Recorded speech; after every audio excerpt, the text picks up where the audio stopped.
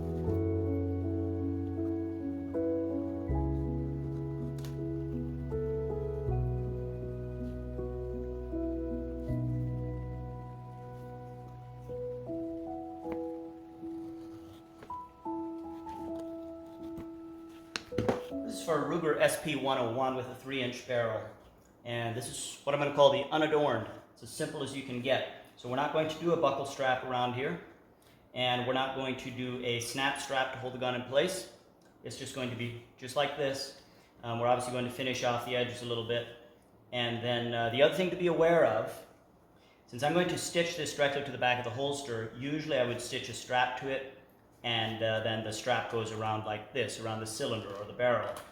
And the thing to be aware of if you're doing this is when you stitch two layers of leather together, it creates a solid, thicker layer that is harder to bend. So I think what I'm going to do is either narrow this down, maybe I'll split it, or if I'm stitching, while I'm stitching it here, I'll hold it kind of in a circular shape, because if you stitch it there, it's going to make a hard, stiff layer, and the gun is going to be tight because it won't allow this to bend around the gun. So we're going to angle this a little bit. We're going to stitch it about parallel to the top here so that we've got a nice, when you pull on it, so it comes against the bottom there. And also we want a nice look there.